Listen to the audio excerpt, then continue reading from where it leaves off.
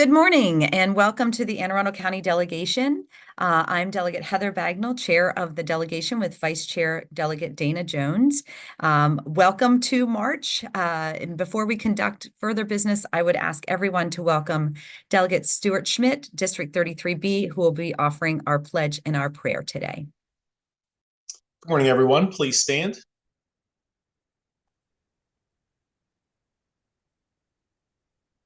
I pledge allegiance to the flag of the United States of America and to the republic for which it stands, one nation, under God, indivisible, with liberty and justice for all. Please bow your head for the prayer. Heavenly Father, we come before you today so humble and so thankful. First, we want to thank you for the safety after the scare we had last evening at the State House, for all the men and women that protect us each and every day. I want to thank you, Heavenly Father, for all that you do, all your goodness, all your blessings, and all your kindness. As we enter this day, the first day of March, we want to look forward to the next month and the next 40 days ahead. We thank you for all that you've done and all that you will continue to do. In your name, we pray. Amen. Thank you, Delegate Schmidt.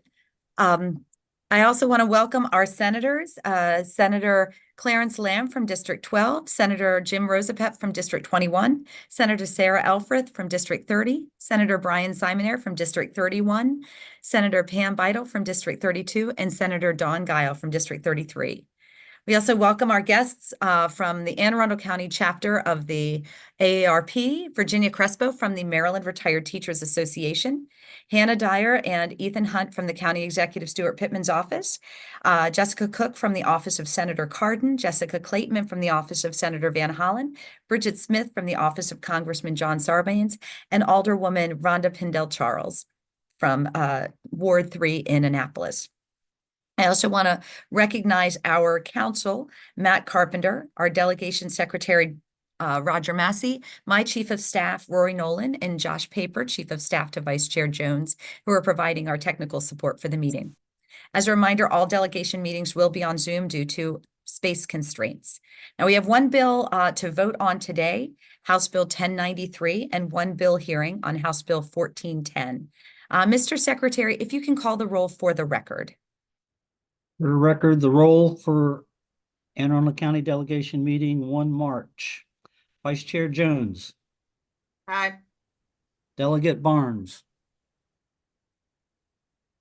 Delegate Bartlett. Here. Delegate Chang. Here. Delegate Chisholm. Here. Delegate Henson. Present. Delegate Howard. Here. Delegate Kipke. Present. Delegate Lehman. Present. Delegate Munoz. Delegate Pena-Melnick. Present. Delegate Pruski. Here. Delegate Rogers. Here. Delegate Smith. Yes. Delegate Simmons. Here. Chairwoman Bagnall. Present. We do have quorum. Thank you, Mr. Secretary. We are going to start with the vote on House Bill 1093. This is the Human Relations Commission subpoena enforcement. As a reminder to the members, this bill establishes in statute the subpoena enforcement authority of the Human Relations Commission for the county, which was established by charter. The authority was established by a ballot initiative, and though the enforcement authority is implied, it is not implicit. There are clarifying amendments which define the process. So can I have a motion on the amendments? Move favorable. Second. All right, it's been moved and seconded. I do have a hand from Delegate Henson. Thank you, Madam Chair. I just wanted to thank you for the opportunity to check with the Annapolis Human Relations Commission to see if they wanted to be amended into the bill to have similar authority as the County Human Relations Commission. It looks like the county and their process is just a little bit ahead of the Annapolis Commission, and so they didn't necessitate an amendment so they could be included, but I do appreciate the opportunity to check. Thank you. Thank you very much, Delegate Henson, and thank you for flagging that and doing that that good work. We do have the amendments have been moved and seconded. All in favor of the amendments, say aye. Aye. Aye. Anyone opposed to the amendments, go ahead and raise your hand in the chat. Oh, actually, I'm sorry, Mr. Secretary, we need to do the roll. I'm getting ahead of I myself. think that would probably be best to get it on the record. Yeah, I'm in subcommittee mode. Sorry, not delegation mode. Go ahead. That's okay. Mr. Secretary, if you could call the roll on the amendments. This vote is for House Bill 1093, Human Relations Commission subpoena enforcement.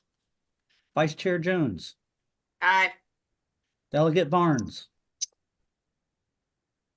Delegate Bartlett, Aye. Delegate Chang, Yes. Delegate Chisholm, This is on the amendments, correct? This Not is the on the bill? amendments. Yes, yes, on the amendments.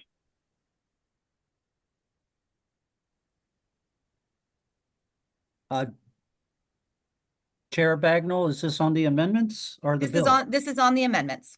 Okay, got it. Make sure. Delegate Chisholm, Yes. Delegate Henson, Yes. Delegate Howard, Yes. Delegate Kipke, Yes. Delegate Lehman, Aye. Delegate Munoz, Delegate Pena-Melnick, Yes. Delegate Pruski, Yes. Delegate Rogers. Yes.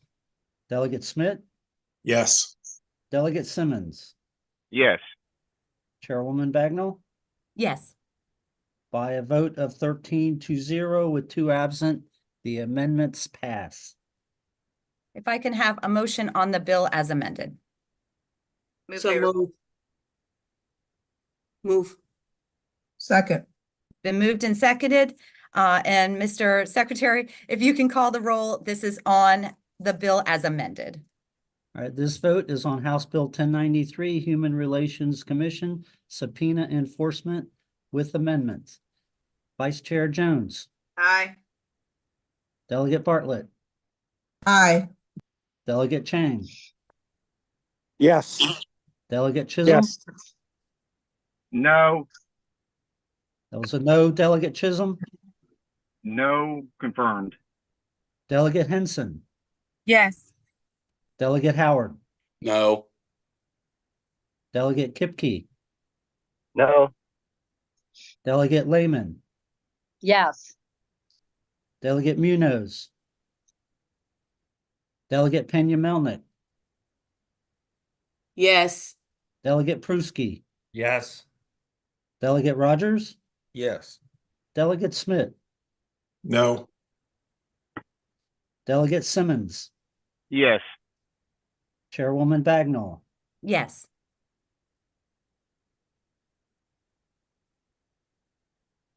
By a vote of 10-4 with 2 absent, the bill passes. Thank you, Mr. Secretary. So House Bill 1093 passes not unanimously. We are going to now turn to our bill hearing, which is House Bill 1410. It's the Anne Arundel County Department of Housing and Community Development, Anne Arundel County Committee of Individuals with Lived Experience to impact policy on homelessness. Delegate Howard, if you would like to introduce the bill and your panel. Thank you, Madam Chair. First challenge is to say that 3 times real fast. And I think I should get some type of award for the longest bill title in the delegation, probably history. But anyway, thank you, colleagues. I'm here to enter. Very pleased. Delegate Seth Howard, for the record, very pleased to introduce House Bill 1410. This is establishing an Anne Arundel County Advisory Board of People with Lived Experience, or PWLE, of homelessness to impact policy on homelessness. This bill is in line with Governor Moore's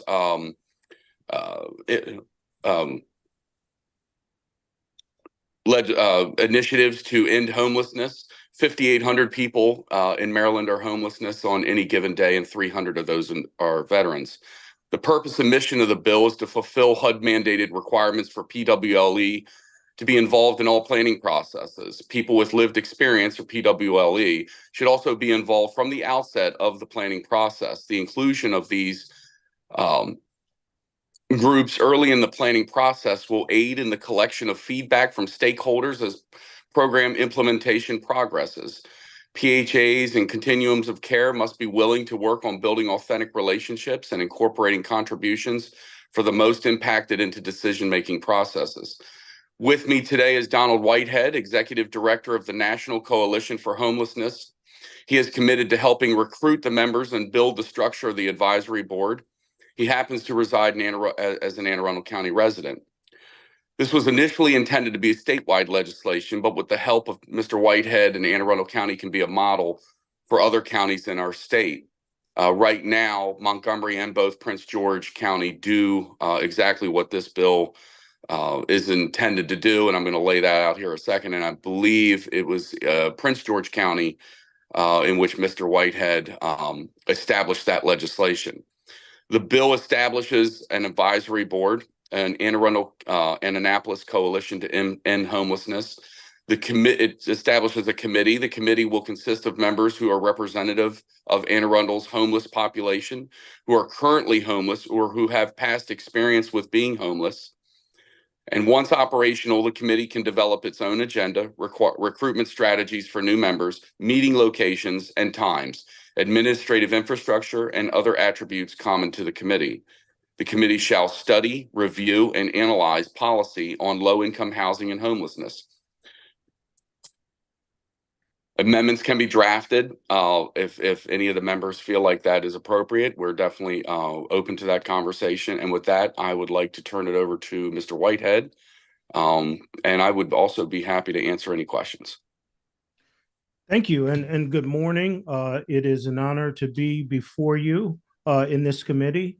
I am a long-term resident of Maryland. I've had the opportunity to live in both Montgomery, Howard, and Anne Arundel counties. I serve as the executive director of the National Coalition for the Homeless. I also serve as an advisory member of the panel for homeless veterans for the Secretary of the VA. That's a pretty long title as well. Have had the opportunity to meet and provide information for the U.S. Senate, the U.S. House, have guided 4 presidents through both written and oral testimony.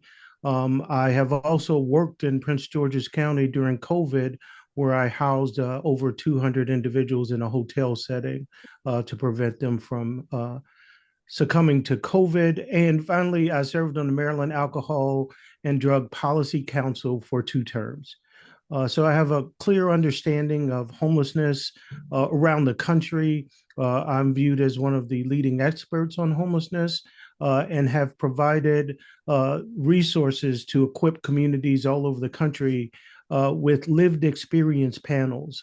And these panels are critically important. They are so important, as a matter of fact, they are included in the funding processes for continuum of cares through HUD's continuum of care application. So communities get bonus points if they have done an adequate job of putting together an advisory board that can serve in a community. The value of lived experience is that we can all empathize with the issue of homelessness, but when we empathize about homelessness, we bring our own identity to the table. And because we have not had that actual experience, there's some nuance that is missing as we develop programs. So the voice of those with lived experience is extremely important in that issue and has provided effective strategies all over the country. I've been able to equip several communities: Orlando, Florida; Cincinnati, Ohio; Maricopa County, Arizona, among others. Right now, my organization is working on standing up lived experiences committees all over the state of California. I think we have 25 cities in California that we're working with. I can't stress how important this is. Homelessness is not getting better. In fact, last year we had a 12% increase in the country. The leading population, the largest growing population, is actually seniors. So it's critical that every bit of information that we have on the table, all the resources and tools that we can put together are necessary to be used as we deal with homelessness. Prince George's County and Arundel County are very similar to the communities all over the country, and it's very important that this modern idea of the voices of lived experience leading the discussions, the policy development is critical. And so I would fully support this bill and would be available to help the county of Anne Arundel, where I live, to help put together this committee in any way that I can. I did the same thing as Delegate Howard said in Prince George's County. They have a thriving lived experience committee. There's not a bill in Prince George's County, but the reason why a bill is extremely important is that one of the barriers to these particular bodies becoming efficient and prosperous and able to provide that information is resources. So it's in many communities an unfunded mandate. So this would be groundbreaking, actually, and would really provide the opportunity for this to be an important, critical element in the development of homeless policy in Anne Arundel County, excuse me. So that's all. I'm happy to answer any questions. And I am a resource when it comes to homelessness at any point. Thank you very much, Mr. Whitehead and Delegate Howard. We do have questions from the members. Delegate Schmidt. Thank you, Madam Chair, and thank you for your great work. I guess my question would be, Delegate Howard, you mentioned, was it 5,500 was the number that you mentioned in the beginning?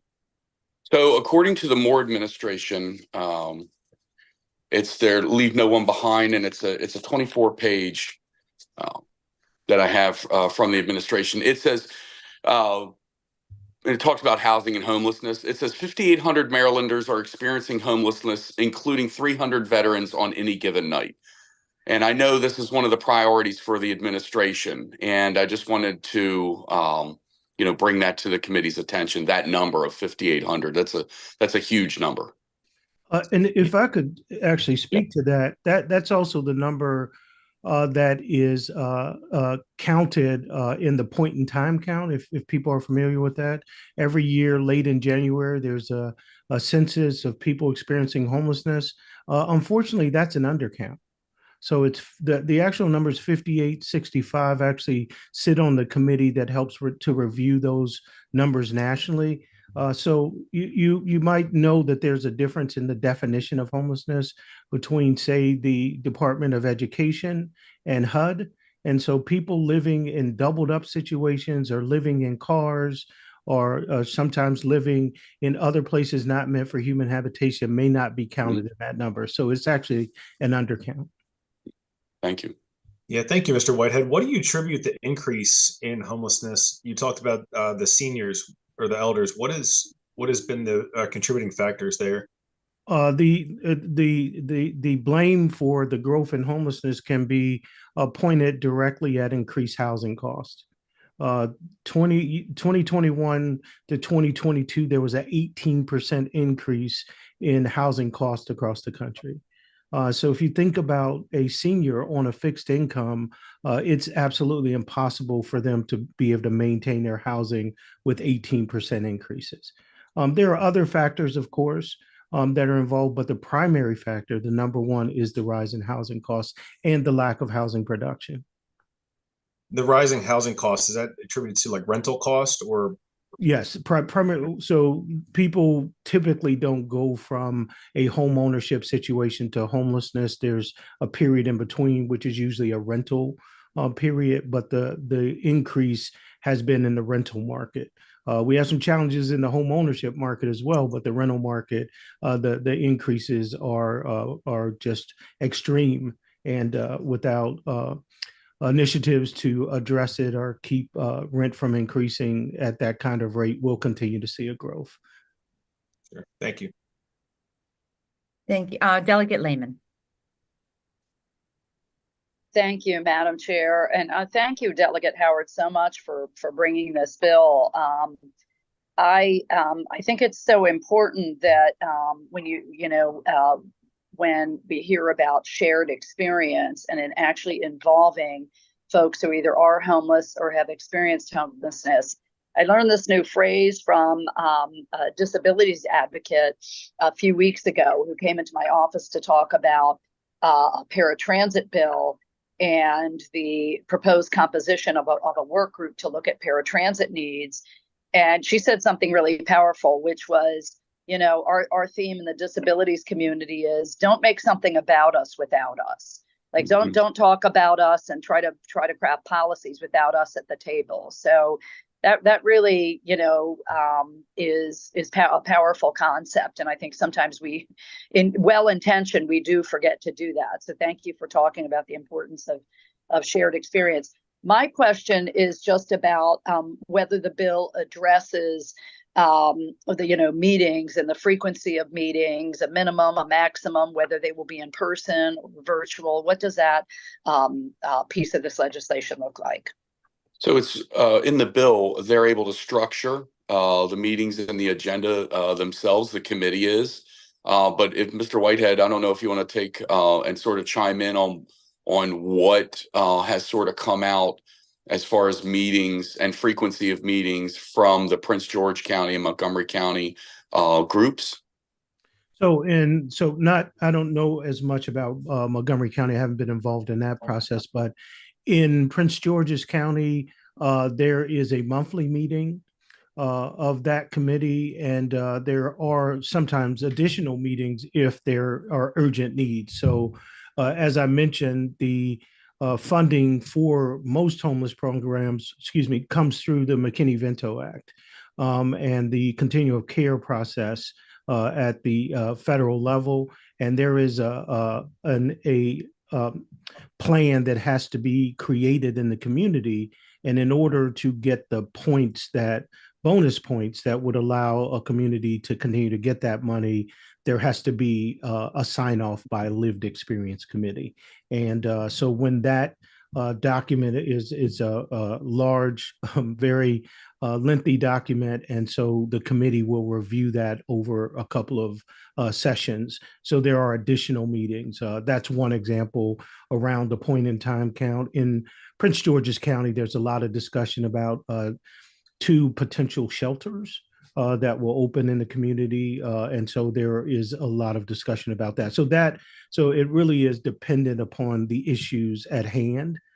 So normally once a month when there's special sessions needed, it's more frequent. Thank you so much for that. And I look forward to hearing more about the work of this committee. Thank you. And thank you, Delegate Howard. Thank you, Delegate. Thank you for the question. Delegate Chisholm. Thank you, Madam Chair, and thank you for the presentation. Thank you for the bill, Seth. I'm just curious for Mr. Whitehead in Prince George's County. Obviously, this committee is going to be set up to kind of identify some of the problems, but I think we all know some of the problems. How much interaction are you having with other 501(c)(3)s to create the solutions as well? Obviously, I just heard you have a shelter they're working on. Is that something that you found has been difficult, or have people been because it seems like people always are willing to try to help these problems, but are the solutions really meeting the problem? And what type of outreach would we be doing in Anne Arundel County to bring more stakeholders into it to help to solve the problem? We all know there's a problem. What's the solution? How quickly can we get to it? And what kind of interaction do we need with some other outside groups? The great question. Absolutely, you need the support of the entire community. And it goes beyond just homeless service providers. It's the medical community, it's the mental health community, it's the criminal justice community. They all have to be in collaboration in order for an effective plan to be developed. And in the places where this is being done, there is a lot of collaboration. I actually helped to plan the response for the city of Laurel. I led that committee and the work of that committee that actually came up with the need for an additional shelter. And that included the faith-based community. The sheriff was very involved. The captain of the police force in Laurel was very involved. The mayor's office was very involved. So it is a all-in kind of activity where all of the key players in the community should be involved at some point. So an advisory committee typically meets with bodies of all of the nonprofit community, and again, the other adjacent communities like in Laurel and Montgomery County, there is a collaboration of the state and individual healthcare programs to come up with solutions for people who have either behavioral health or physical health needs. So there's a ton of collaboration, and that's another point process that is given out by HUD in the continuum of care process. Communities have to show that kind of collaboration. Excellent. Outstanding. Thank you so much for what you're doing. Thank you. You're very Delegate welcome. Howard, for bringing this bill. Thank you. Thank you very much. I see no more hands. So because I'm looking at the calendar. It's March 1st, and this bill is assigned to Environment and Transportation, who do not give bill hearing dates until they have a letter from the delegation. So I'm actually going to ask Delegate Howard for you to meet with the Public Health Subcommittee, because I know we just got amendments, and I'm not trying to put the Public Health Subcommittee on the spot, but I think that it would behoove us to work this bill quickly. It sounds like there is a real appetite from our delegation to do something. So I'm going to ask if you can meet with the Public Health Subcommittee with the amendments, and also information about how Montgomery County and Prince George's have done this. And Mr. Whitehead, we would very much appreciate your expertise in this arena as well, so that we can move the bill and get you a date in the committee. Thank you, Madam Chair. You lead, I'll follow. Whenever the subcommittee wants to get together, I'm absolutely available. And, even if it's later today or, first thing Monday, whenever, that's fine. So it is a priority, and we are kind of on the time crunch. And yeah, absolutely. All right. Thank you very much. Thank you, Thank you. Delegate, for bringing this bill.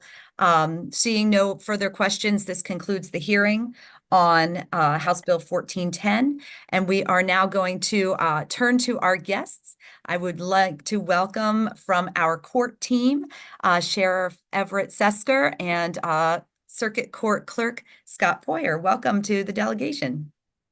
Morning. Happy to be here. Thank you, Madam Chair. Did you want me to start? Yes, go ahead, Sheriff Sesker. Sorry about that. And if you've got any of your team here you'd like to introduce, the floor is yours. Well, I tell you what, besides Scott being a part of the courthouse team, I'm a one-man show this morning. So I'll just go ahead and open it up with Scott and I. We have a close working relationship. We're always in communication with one another. And for people who don't know what the sheriff's office does, I just like to boil it down. We are the law enforcement arm for the courts. So anything that comes from the courts, whether it be a protective order or anything like that, it is our responsibility to serve it. We also provide security for the court.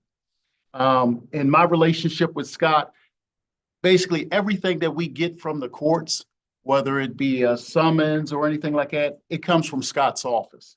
Now, the important thing to know about that is everything that we get, except for a warrant for arrest, has a timestamp on it. We have to receive it and deliver it to the recipient in a certain amount of time. Summonses for court, eviction notices, and things like that. And just to give you an idea, last year, calendar year of last year, we received 9,023 arrest warrants. Another 3,487 criminal summonses. And then just for civil papers alone, we got 53,453 from Scott. All of these have to be served. Now, I'm going to take that and show you the dilemma that we're in here at the sheriff's office. The 9,023 warrants that we get, I'll have about at any given time 6 to 8 people to serve those 9,000 warrants. And I tell the citizens, and I'm very truthful with them, it's not going to happen, not with 6 people. The 53,000 civil pieces of paper that we get, I have 10 people to serve those, and believe it or not, they're actually served. They're actually served because they are time stamped. They have to be served. Court must proceed forward. And Scott, I know you want to talk to, but I am allotted 118 positions here. 85 of them are sworn, 29 are civilian. Right now, on the sworn side, I have a vacancy rate of 21%. So I'm 18 positions down. We've worked very hard since I started this position, December the 6th of 22, to try and fill those vacancies. We were able to hire an additional 10 people, but during that same time, we lost 12. We lost 12 people. So we had a negative gain there. The things that we do in the courthouse, they're very important.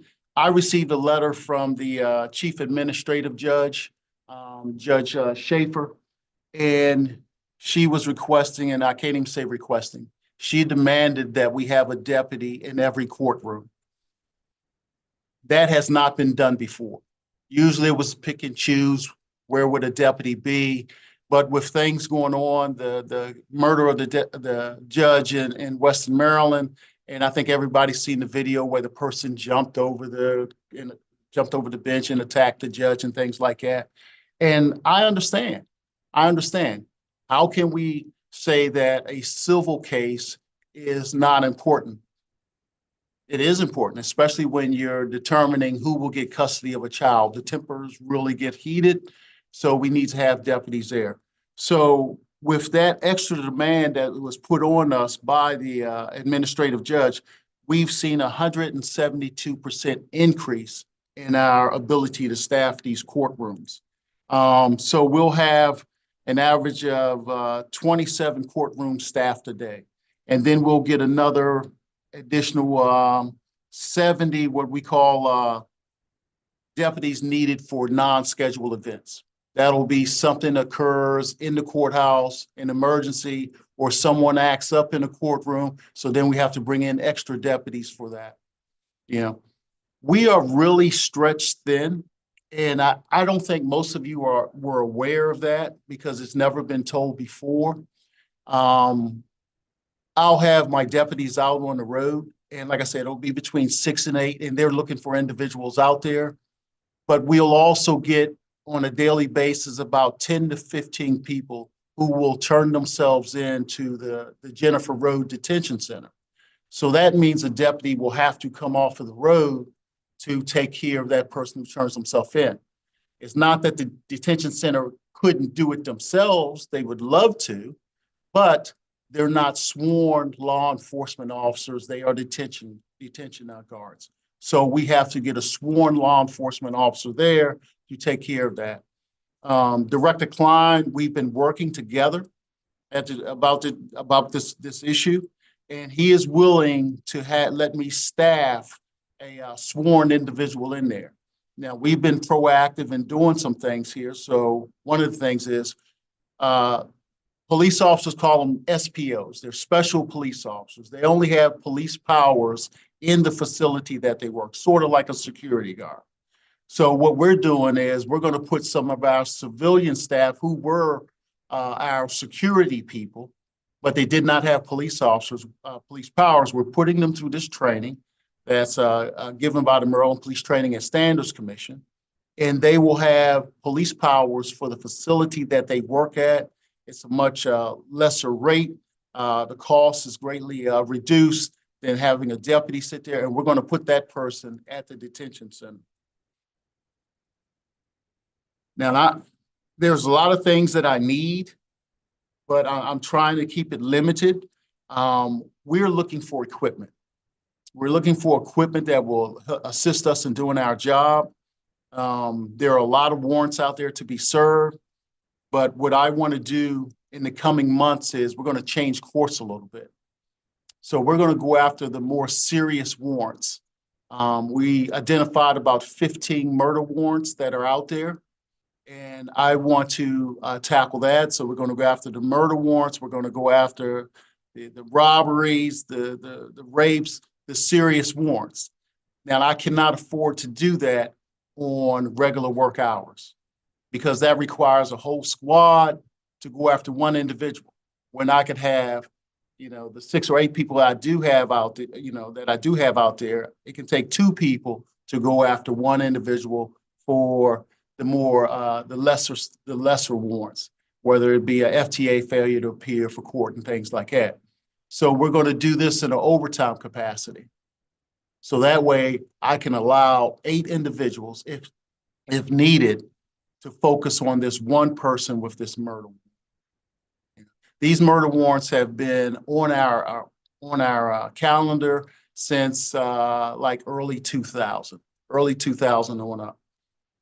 What people don't understand is the county police, when they say they closed it by arrest, that means they can physically put handcuffs on somebody, they close it by arrest, or they can get a warrant for that individual. The county police last year, they closed cases, about 11,000 cases, and 9,023 of them turned into arrest warrants that came to the sheriff's office. So when the citizens say, oh, they did a great job, they did. But what they don't understand is that 9,023 are now on our books. When we talk about funding and things like that, the county police, their budget is $200 million. The fire department's budget is like $184 million. And Chairwoman Bagnall, you'll probably get a packet that you can disperse to everybody with everything that I'm saying. 180 some million dollars fire department, corrections gets $64 million, and the sheriff's office get $14.9 million. We need to be able to keep up with the police department in the growth of the county, because the police department drives our business. So what I'm requesting is, and hopefully it's within your means, and it'll be a breakdown that you'll get, Delegate Bagnall, is roughly about $100,000. It's actually $99,290, and this provides equipment for the men and women of the sheriff's office to go out there and do the job that they need to do. Now, I'm also seeking funding from other places as well, different grants, and also working with the county, who's been very generous in the last budget. Hopefully they'll be generous again in this budget. And Sheriff Sesker, I want to be cognizant of time because I know we already have questions from the members. Okay. So I'm gonna go ahead and open it up to the members. I also want to let our members and our guests know I am turning the gavel over, the virtual gavel over to Vice Chair Jones, who's just taking it, because I have to go to another meeting. But thank you all for being here. And Vice Chair Jones, you have the meeting. Thank you so very much, Chair Bagnall. Hopefully it looked like my internet went down for a second. No, we're still. I want to thank everyone. Thank you for the virtual gavel. Guests and both here with us and virtually, and those watching at home. We are halfway through this session, and we are at the point where we have to do that magical thing where we are in multiple places at the same time, on multiple Zooms at the same time. So because it is nearly 9 o'clock and we have other subcommittees and other voting happening very soon, I ask that all members please ask just one question.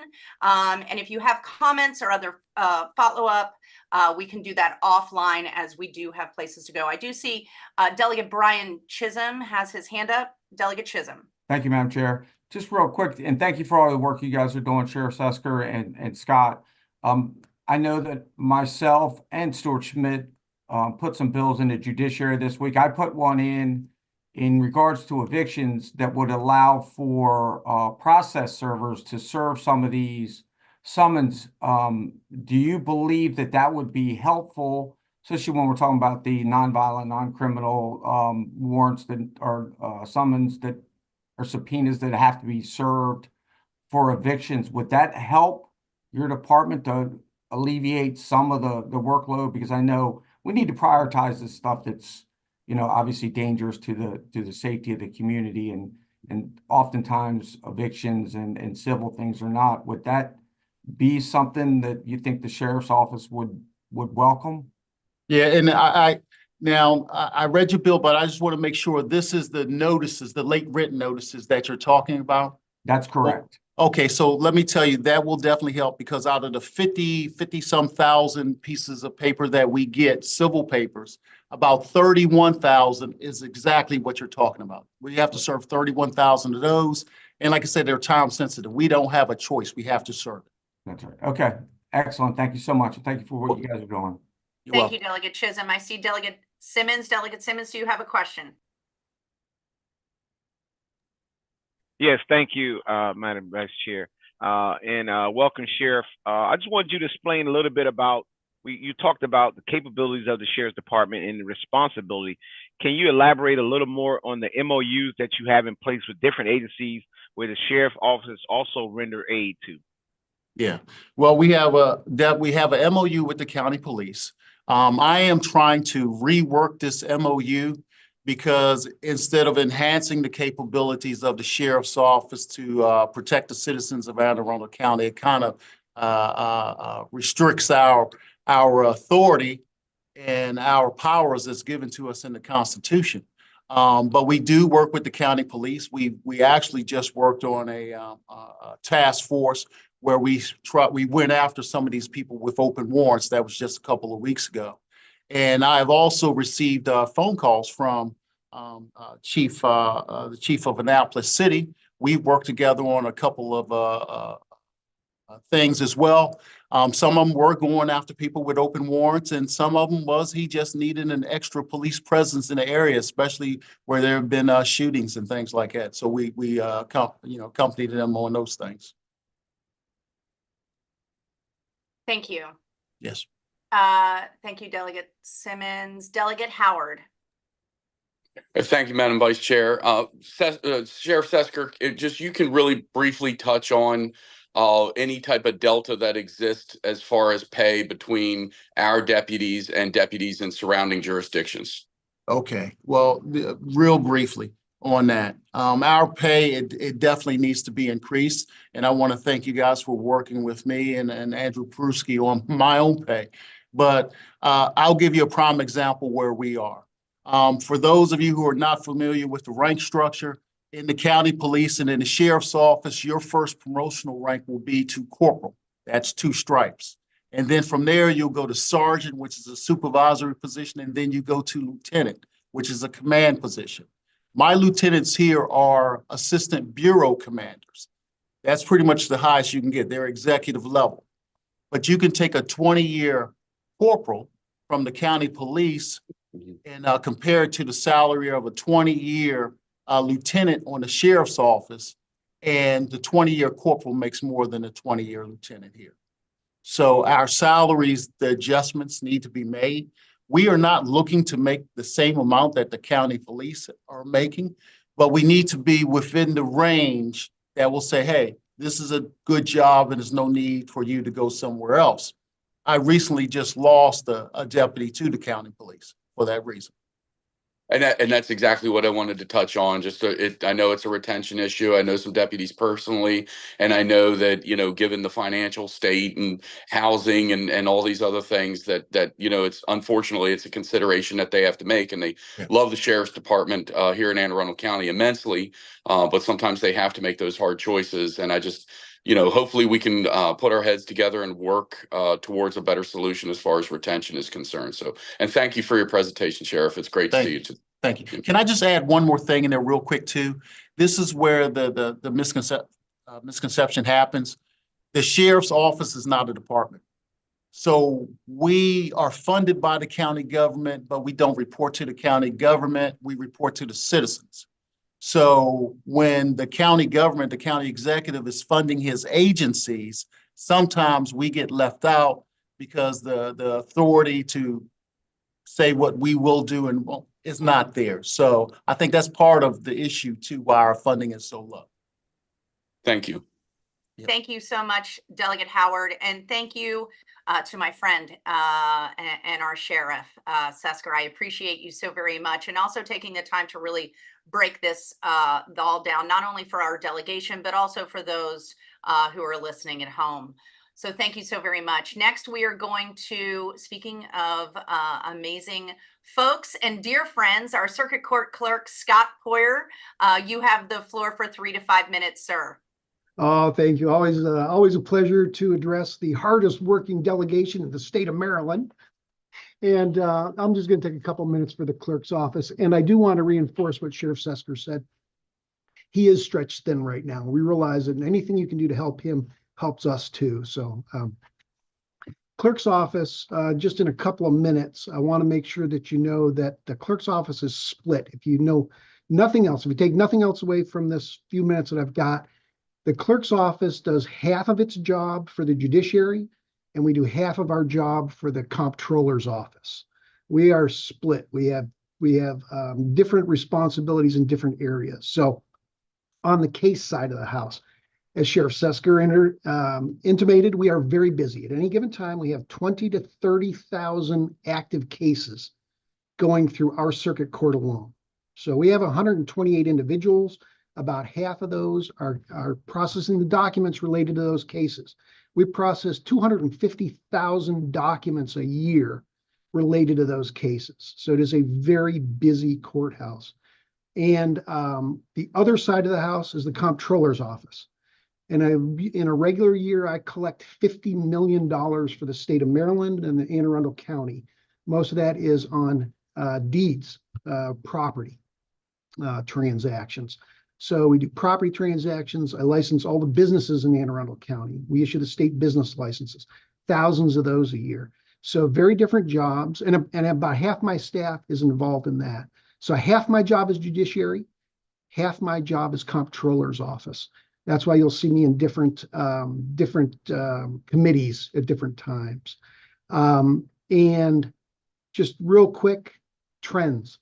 One of the biggest trends we're seeing right now is on property fraud. I've talked to a couple of delegates already that I just want to put that on your radar screen. There's several bills that are floating up right now.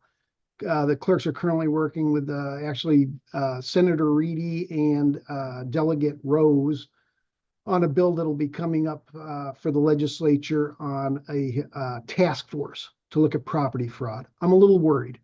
We have not had a property fraud case in Anne Arundel County right now that I'm aware of, but it's probably only a matter of time. It's happening in the other counties, and I want to get out ahead of this and help prevent property fraud before it gets here. And then I'll leave you with that. Answer any questions to stay within the time limit. I do want to introduce my chief deputy so that you all get to know her, Mary Catherine Fowler. Go ahead and wave, Mary Catherine. If you ever need anything from myself or my chief deputy, Mary Catherine Fowler, please reach out to us at any time. We're very happy to help. So thank you so much. And could you also add how they could contact you for those who are listening? How could they contact the clerk of the court? So call us anytime. The number is 410-222-1187. 410-222-1187, or email us aaclerkadmin at Maryland. Oh gosh, I'll have to look it up. Or Mary Catherine, you know what that aaclerkadmin at maryland.gov? MD Court COURTS. MD Courts. MD COURTS plural.gov. There we go. We got Mary Catherine here on the live stream with us as well. So I appreciate you too, Ms. Fowler. Thank you so much. I do see a hand up. Delegate Schmidt, are you with us? Yes, I'm here, and thank you, Madam Chair. Clerk Poyer, the bill that you're referring to regarding the property fraud, was that a bill that was introduced earlier this week by Delegate Weibel in Washington County? Because I know I talked to Clerk DeWeese about some property fraud that you and I spoke about in the off season, but But I do know there was a bill that was introduced this week in judiciary regarding some property fraud cases in Washington County. There's a couple of bills that are floating around. This is a different one. Okay. The bill that I'm talking about was introduced by Delegate Rose and Senator Reedy.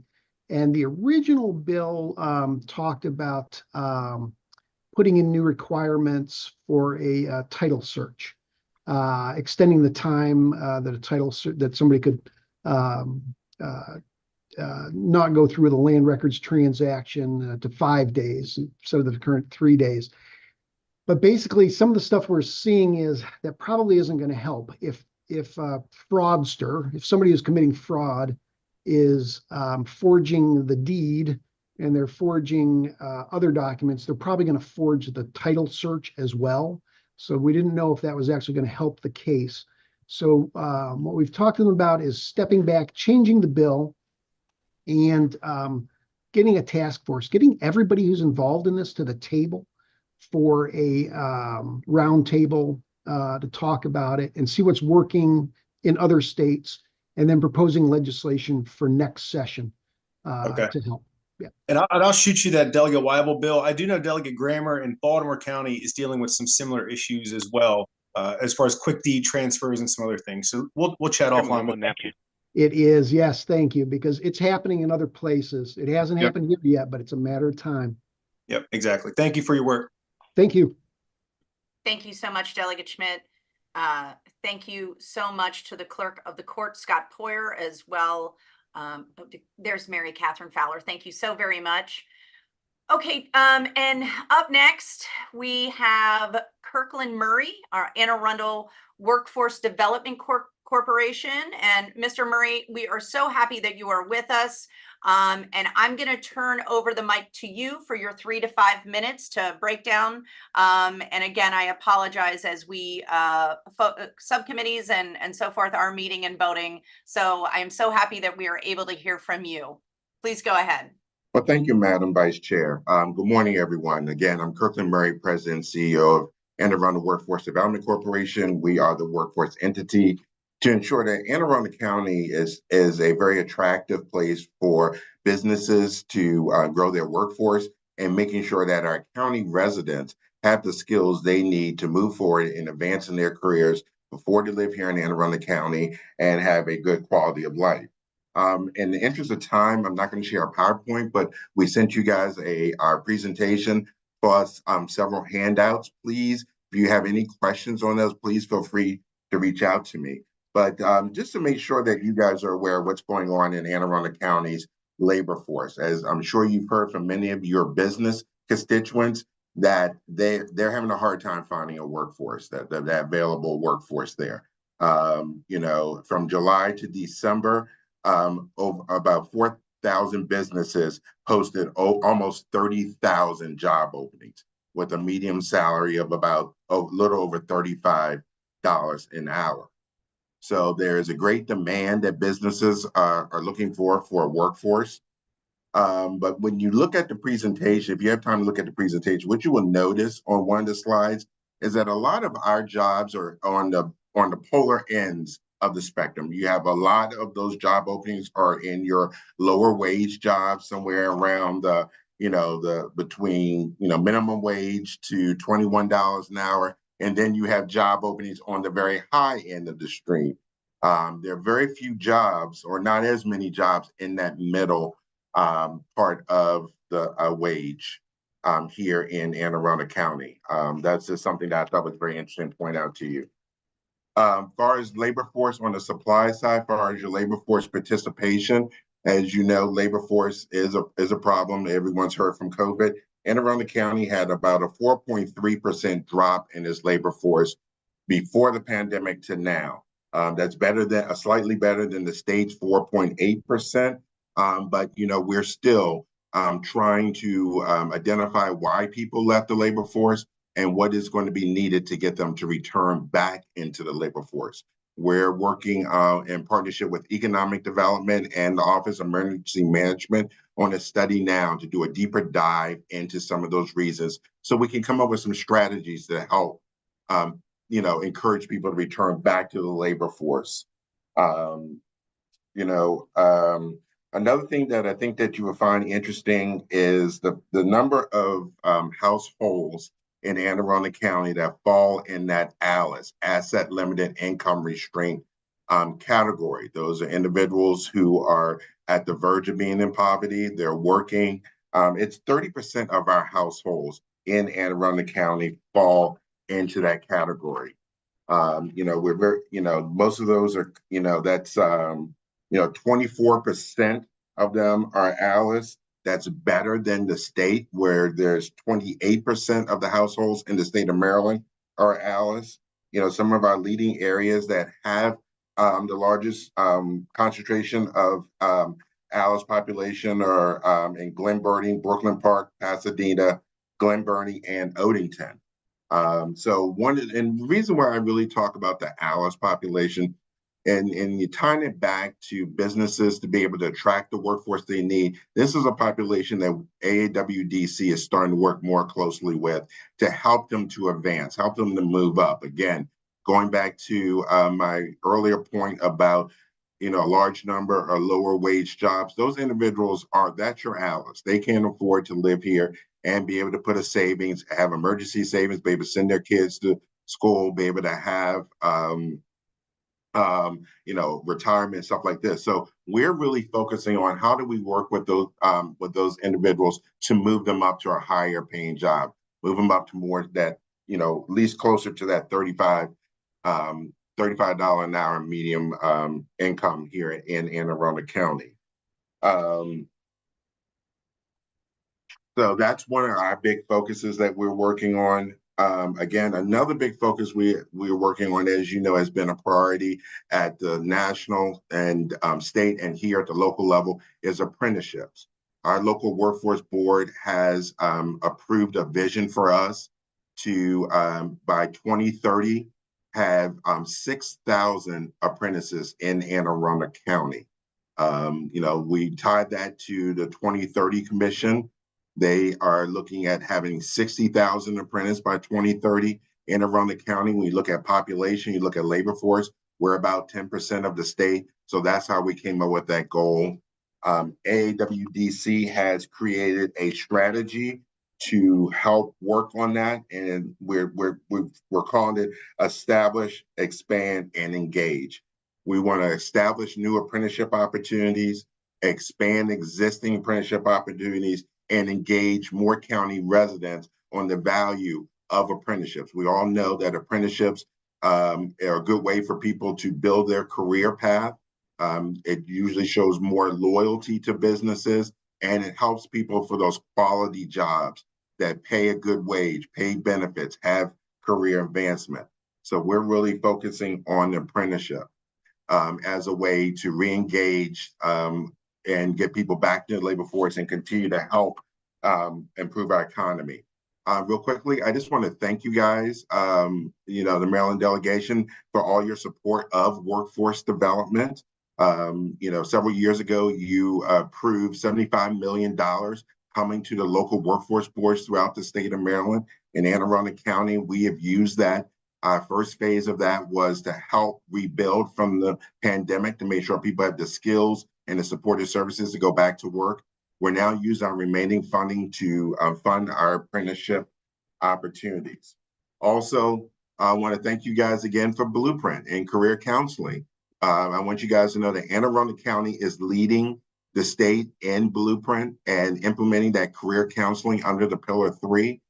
This school year, we had all of our career coaches go into the middle schools. Next year, we'll be going into the high schools to perform that duty. So I just want to thank you again for your support of workforce development and all that you guys are doing for the citizens of this great county. And I will stop and answer any questions. Well, Mr. Murray, we thank you for that. And also, it takes a true leader to do not only to do this work as you are, but do it in trying times. So please know that we see that, we recognize that, and we appreciate that. But we do have my colleague to the south, Delegate Howard, does have a question for you. Good morning, sir. Thank you for what you're doing. And just very quickly, are you saying that there's a delta between businesses who have job postings online and workforce? Definitely, definitely. Okay. I think I saw the figure that for about every there's only about, well, the number of people who for job openings. I mean, there are way more job openings than there are available talent to fill those job openings. Yes. Are you guys seeing, and I take it that you're talking to other workforce development Yes. committees and councils in other areas of the state? Yes. Are you guys seeing ghosting? Are you guys, do you Um, understand, you understand the term? Yeah, I understand. Yeah. Yeah, Well, we'll could still. you explain it? Could you explain it for Sure, anyone who doesn't sure. understand? Sorry. Yeah. Yeah, I'm sorry, Delegate. So ghosting is basically right. The gist of my conversation is this: Delegate Chris Adams, I'm on the Economic Matters Committee. Delegate Chris Adams has a bill in to study some of these workforce development deltas between hirers and potential employees. Part of what we're seeing and what the debate is that you're seeing a lot of ghosting, and what that is setting appointments for applications or sort of checking that box for, and I don't want to say people are misusing the system. I'm sure there's a small amount, but there always are. But generally setting appointments for interviews to check the boxes for benefits and then ghosting. For example, he put out a call for applicants to 4,000 people and had 5 appointments and no one showed up. Literally no one showed up. So, I'm just trying to get to the heart of, sort of what his bill does is want to study that. We got some pushback from the Department of Labor on that I don't really understand what their consternation was about it. It is a study bill. And I know that we as a House, there is legislation out there to extend unemployment benefits and or reduce some of the necessary requirements to receive those benefits. So I was just trying to see, it's an interesting conversation that we're having here today because we're seeing Anne Arundel County Workforce Development say, yes, I'm talking to other jurisdictions. They're having these type of problems. So I've digressed enough. I'll get back to my original question. That's about ghosting, and that is the setting of appointments and then really employers kind of saying, nobody's coming. So, Delegate, I mean, we don't have enough time to go deep into this, but I'd love to have a conversation with you offline about this. But just to answer your question, I think you do see a higher percentage of people who are required to look for jobs and are ghosting just to check that box. So I do think you are correct when you're looking at, populations like unemployment, people on public assistance, people in juvenile and justice involved individuals who through probation. I personally, this is my personal opinion, that yes, that does happen, but there's a bigger reason why a lot of people don't, they apply for a job, they get an interview and they don't show up. There's a lot of reasons why that happens. And that's what that bill aims to study. And I just wanted to see if locally we were kind of seeing the same things. And I really appreciate your answer. And I'll pass it along to the delegate. And I thank you for the time, Madam Vice Chair and colleagues. Absolutely. Thank you, Delegate Howard, for asking the question. And Mr. Murray, could you tell folks where they could contact your office so we have that on the record as well, sir? Yes. So you can reach us on our website at www.aawdc.org. And just to let you know, we have a campaign going. It's called Leap Into Your Career right now. It just started this week to coincide with Leap Year, where we're having different events, workshops, industry panels, expungement clinics it started this past Monday on February the 26th, and we'll go to April 26th. So please let your constituents know about it. Wonderful. Well, thank you so very much, Mr. Murray. I really appreciate you, and I thank you for showing up. Well, thank you. Are there, next week we'll be voting on bills and holding additional hearings on some county bills that we have. We'll have a few presentations as well from the Chesapeake Bay Trust, Annapolis Symphony, and Mr. Wes Queen of University of Maryland Leadership Program. If you have a local bill and you are not on the schedule, please contact Secretary Massey today Organizations who wish to be acknowledged can email our delegation secretary at aacd@mlis.state.md.us. And on a note from all of us, both here in the delegation and our colleagues throughout the state, yesterday we had an alarming event at the Capitol and the Capitol grounds. We want to thank everyone who reached out with your concern for Anne Arundel County team and delegation. It is a true honor to do the people's work for you, and your love and concern, not only reaching out to us, but reaching out to our family members in this very serious time, truly lifted us up and meant the world to us. So on behalf of Chair Bagnall, myself, and the entire Anne Arundel County delegation, I want to thank you for your thoughts and reaching out. Are there any other announcements from the members? And do we have a member here who would like to call a motion to adjourn? Motion to adjourn. Do we have another member to second? Second. Thank you. Well, thank you so much, everyone, and we'll see you next Friday.